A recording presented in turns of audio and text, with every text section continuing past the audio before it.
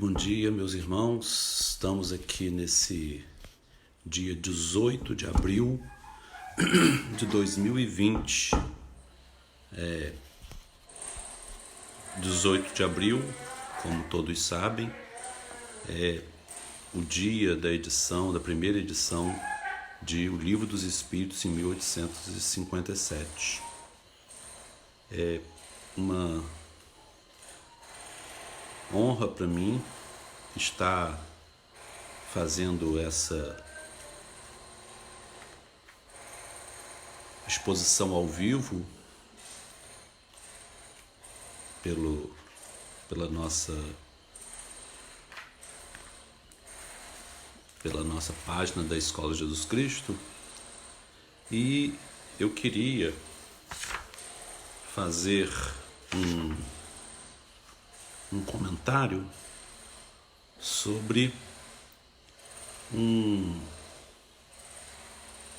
página que meu pai escreveu e que está nesse livro, Sal da Terra,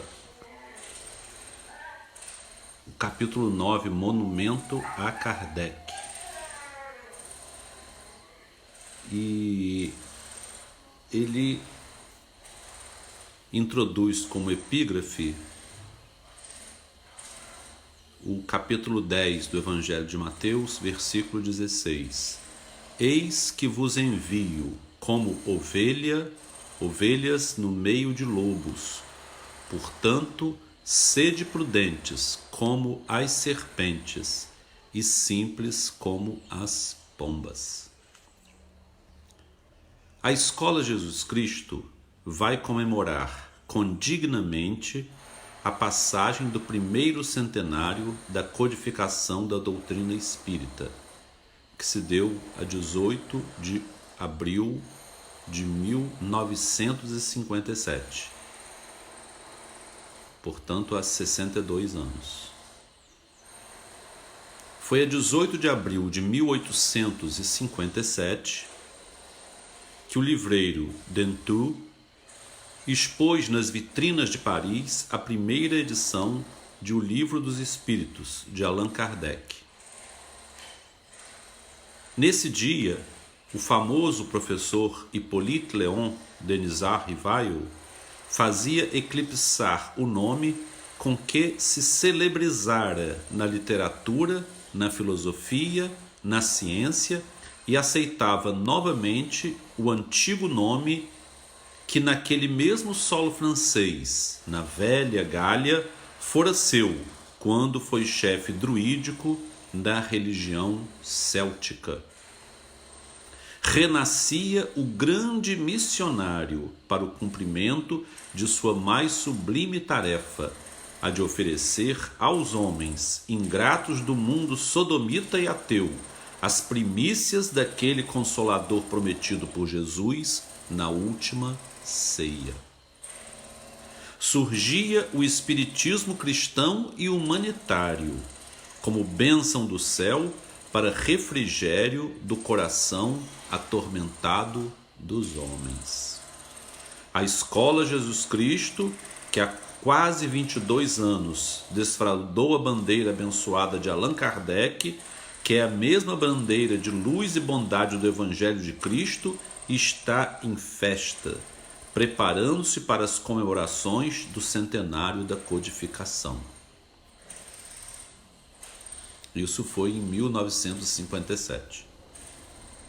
Entre os acontecimentos que marcarão em Campos a grande data histórica do cristianismo restaurado está a inauguração de um monumento a Kardec, defronte ao novo edifício da Escola Jesus Cristo.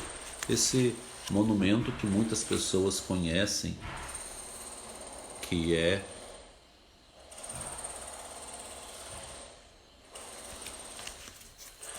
uma pedra que para os druidas, para a religião céltica, era o dolmen, que era esse menhir, essa pedra enorme, era um símbolo da terra buscando o céu. Assim como os espiritistas franceses levantaram no Père Lachaise um dolmen assinalando o sepulcro do codificador, também a Escola Jesus Cristo, que tem recebido e espelhado as bênçãos da obra kardeciana, levantará um monumento de granito em forma de menhir, como homenagem ao antigo druida das Galhas, renascido na mesma gloriosa França para a missão excelsa de mensageiro do Paráclito. E isso aí, esses detalhes históricos, né? Aquela França fundada por Carlos Martel, defendida por Joana d'Arc, era agora ali que o espírito Ismael plantava a árvore do Evangelho, que mais tarde transplantaria para o Brasil. Então, Allan Kardec, mensageiro do Paráclito, mensageiro do Espírito de Verdade. O monumento a Kardec assinalará a gratidão da Escola Jesus Cristo ao grande missionário de Jesus, ainda incompreendido, como o próprio Mestre Divino também o é, entre as gerações adúlteras e ingratas. Um dia, estamos certos, a humanidade aperfeiçoada e agradecida saberá, olhando para os séculos mortos, compreender a grandeza de seu Rei Divino e a missão espinhosa dos seus mensageiros, que semearam entre o trigo do céu e os espinheiros e pedregais deste mundo. Aí isso está no livro Sal da Terra, e eu tive que fazer assim, uma explicação sobre a colocação desse enorme bloco, né? Sobre a colocação desse enorme monobloco de granito, pesando aproximadamente 1 tonelada, há um depoimento pitoresco de nosso irmão Silvio Navega Dias, pai, na época presidente da Escola de Jesus Cristo, e pai de Silvia Duncan Navega Dias, hoje presidenta da Escola de Jesus Cristo. Desencarnado, Silvio Navega Dias, desencarnado em 12 de julho de 1994, presidente da Escola de Jesus Cristo por muitas gestões, marido de nossa saudosa professora Dona Clícia Duncan Navega Dias, desencarnada em 20 de setembro de 1987, e pai de nossa atual dirigente de serviços assistenciais da Escola de Jesus Cristo e atual presidenta, a doutora Silvia Duncan Navega Dias. Em entrevista realizada em sua residência por mim e pelo irmão Feliciano Lousada de Moraes, em 1992, contou-nos o irmão Navega que Clóvis havia solicitado a ele e outros companheiros, entre os quais o senhor Odorico Gomes, desencarnado em 1986, o senhor Alcino Silva e o senhor Milton Teixeira, que fossem buscar uma pedra com uma caminhonete no então distrito de Italva, atualmente município. Chegando lá, qual não foi a surpresa dos três com o tamanho do monobloco? Disseram que o mais difícil não foi exatamente colocar e retirar a pedra da pequena caminhonete, foi dirigi-la ladeira abaixo, já que Campos é planície e Italva planalto. Vieram descendo com o peso da pedra e disse-me ainda o saudoso Navega que estavam com a caminhonete sem os ajustes mecânicos necessários para a empreitada. Durante o trajeto, eles que não sabiam o que era um dolmen, nem entenderam qual era a intenção de Clóvis, ficaram preocupadíssimos, confabulando entre si sobre o porquê de trazer o enorme monolito. Mais tarde é que foram saber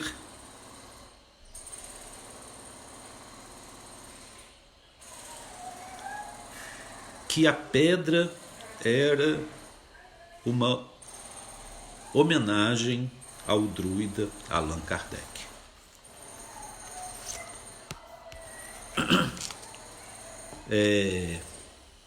Então nós estamos ali com o Livro dos Espíritos, cuja data é hoje, 18 de abril, e as duas biografias escritas por papai sobre Allan Kardec. A vida de Allan Kardec para a infância, publicada também no centenário, no mesmo ano de 1957, quando se comemorava o centenário do Espiritismo, primeiro centenário do Livro dos Espíritos. Ele foi editado pela editora LAC, o livro Vida de Allan Kardec para a Infância. E papai então faz um agradecimento através de um prefácio. 11 de janeiro de 1957, foi escrito na praia de Atafona. Nesta página estou expressando pobre, mas sinceramente, meus cordiais agradecimentos a alguns corações muito amigos que me auxiliaram de vários modos na composição deste modesto trabalho para nossas crianças. Embora ferindo sua arraigada humildade, não posso deixar de mencionar o nome de minha esposa, Hilda Mussa Tavares, que durante todo o tempo da redação desses singelos relatos me sustentou com sua palavra animadora e otimista e me auxiliou com a sua inteligente colaboração e preciosas sugestões. Aí acho que ela não está escutando aí, mas a minha mãe, Hilda, ela sempre foi uma esposa entusiasta do trabalho espiritual de papai. Isso certamente vai lhe valer muito. Já vai lhe valer muito. Quero também introduzir minha comovida gratidão ao eminente amigo e confrade Dr. Canuto Abreu, pelo precioso documentário kardeciano que me cedeu, a coleção de sua bela revista Metapsíquica e seu admirável estudo sobre o Livro dos Espíritos e sua tradução histórica e lendária. Ao meu muito amado benfeitor Francisco Cândido Xavier, a quem esse livrinho é dedicado, quero exprimir meu reconhecimento pelas animadoras palavras que me sustentaram e fizeram realizar com muito amor esta singela louvação a Allan Kardec. Ao prezado amigo Batista Lino, editor deste pequeno trabalho, quero igualmente testemunhar minha gratidão pela sua amável lembrança de incluir esta biografia infantil como parte das homenagens da editora Allan Kardec ao codificador, pela passagem do primeiro centenário do Livro dos Espíritos. A bondosa irmã, professora Idalinda Matos, meus agradecimentos pelas anotações sobre Amélie Boudet e o retrato da nobre esposa de Allan Kardec. Sou muito grato também ao caro amigo Dr. Everton Paes da Cunha e ao prezado confrade Jacques Aboab pelos mapas da França e da Suíça que me ofereceram. Igualmente à Embaixada da França, que gentilmente me enviou preciosas publicações de Paris e Lyon. Manifesto meu singelo reconhecimento.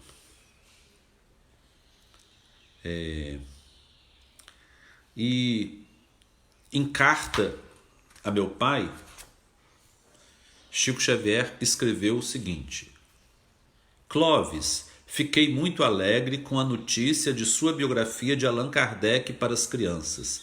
Que felicidade! O Livro dos Espíritos completará no ano próximo 100 anos. Ó Clóvis, que a sua pequena biografia honre o glorioso acontecimento. Tenho meu pensamento voltado para o ano próximo, quando teremos 100 anos de Allan Kardec. Como me emociono a pensar nisso. Quantas dádivas do céu, quantas bênçãos. Trabalhemos com alegria para comemorar o sublime acontecimento, com o amparo de nosso divino Mestre. E assim, nós vamos ler também a pequena dedicatória que meu pai fez a Francisco Cândido Xavier. Ao nobre e magnânimo coração de Francisco Cândido Xavier, valoroso missionário de Jesus e exemplificador sincero do pensamento de Allan Kardec na pátria do Evangelho. Com muito afeto e gratidão, este humilde livrinho é dedicado. E ainda, fazendo uma pequena homenagem, o meu irmão Luiz Alberto fez também uma apresentação desse livro, Retrato Espiritual de Kardec, que é uma biografia de Kardec em outro sentido. Meu pai escreveu um prefácio, uma apresentação e fez todos os capítulos do livro. E nos capítulos ele anotava o que ele gostaria que fosse escrito, mas não completou. Então eu fiz assim o singelo e humilde trabalho de concluir o que ele deixou sem concluir. E essa biografia é feita pela parte do temperamento e a personalidade espiritual de Allan Kardec e Hippolyte Léon Denisard Rivail. O observador imparcial, o filósofo, o missionário, simplicidade e humildade, o homem justo, o homem bondoso, o professor devotado, a cultura do codificador, o psicólogo, o homem de fé, a autoridade de Kardec, a coragem do pioneiro, características de revelação na codificação, características do Consolador na obra kardeciana e tributo a Kardec. Então,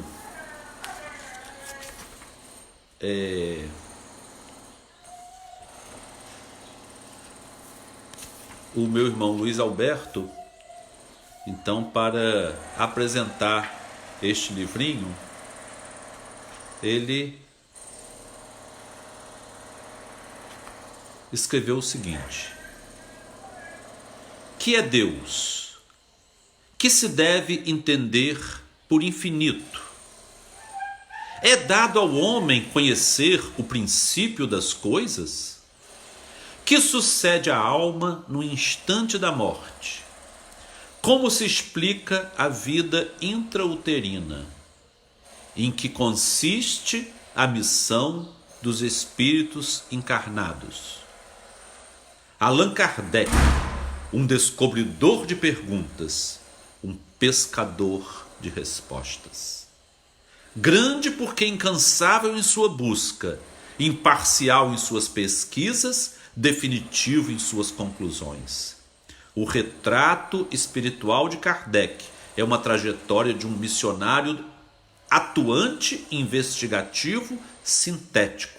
Um homem simples, mas na concepção mais completa da palavra, porque através da sua facilidade de síntese foi capaz de traduzir conceitos complexos para uma linguagem clara, definitiva e reveladora. Uma personalidade fundamentada na bondade e na justiça, mas que não se descuidou da busca incessante pelo conhecimento, valorizando a cultura sem abandonar a sua fé. Viviam nele ao mesmo tempo o professor que ensina e o buscador de respostas, que aprende com elas, o arauto pioneiro de uma nova revelação e o homem alimentado de coragem suficiente para apresentá-la ao mundo. Essa era a expressão maior da sua autoridade. Os roteiros que meu pai desenhou para traduzir o retrato espiritual de Kardec como codificador do espiritismo, mas não teve tempo terreno suficiente para alimentá-los, foram fielmente seguidos por meu irmão, como quem segue atentamente o mapa de um tesouro, que aqui vai revelado em sua plenitude, não como uma candeia que se acende e se coloca debaixo do alqueire, mas no velador, e dá luz a todos que estão na casa. Mateus 5,15. Luiz Alberto Moça Tavares.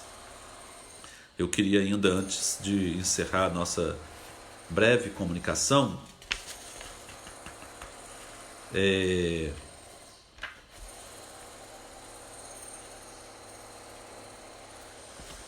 fazer algumas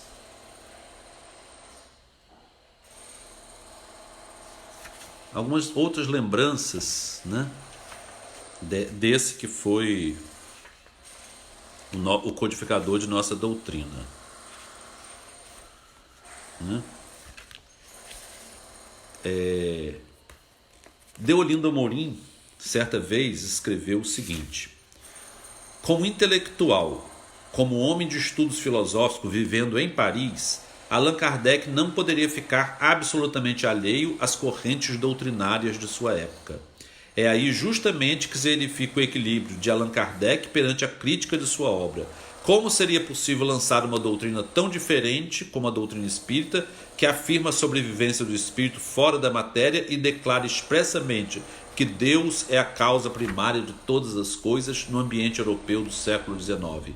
Allan Kardec não se deixou influenciar pelos antagonismos e assim manteve sua posição afirmativa, deixando a doutrina inteiramente fora de atritos.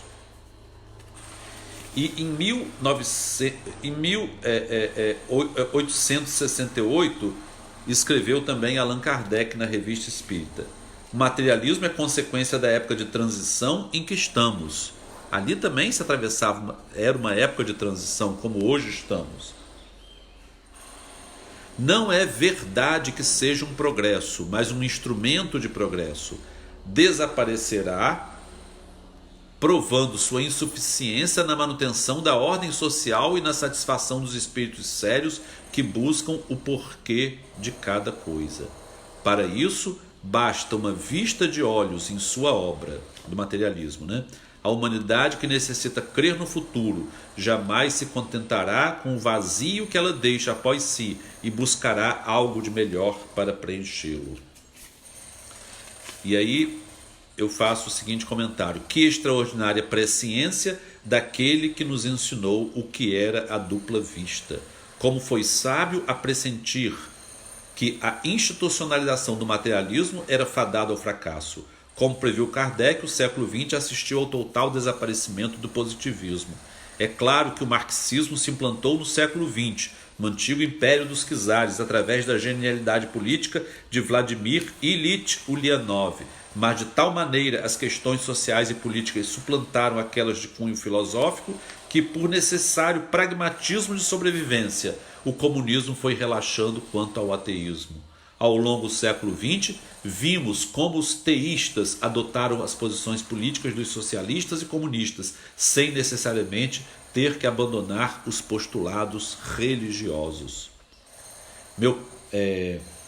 Allan Kardec agiu com sabedoria incomum, sustentada por uma pleiade de espíritos superiores que assinaram o Prolegômenos e que integraram a sublime corte que presidiu o encontro de Kardec com Napoleão Bonaparte, narrado por Humberto de Campos em Cartas e Crônicas. Outra leitura interessantíssima para o dia de hoje, que nós realmente deixaremos para outra ocasião.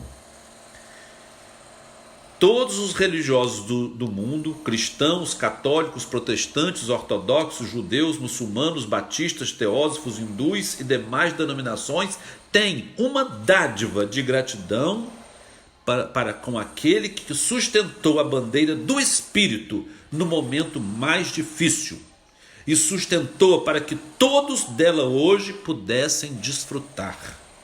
Acredito firmemente que o século XX deve a Allan Kardec o fato de ainda existir o pensamento religioso no mundo. Não se pode afirmar que o mundo de hoje seria materialista, como também não é possível asseverar que sem Santos Dumont não houvesse a aviação nos nossos dias.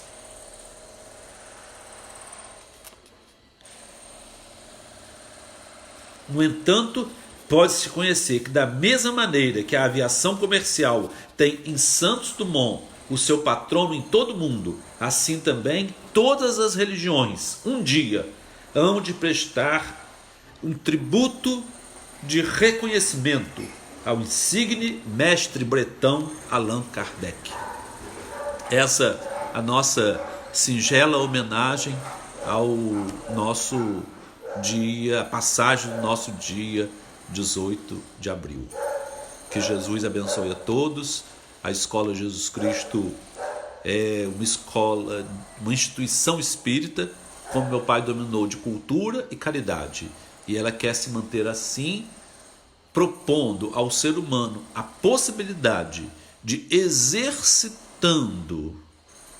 a tarefa de fraternidade, de solidariedade humana,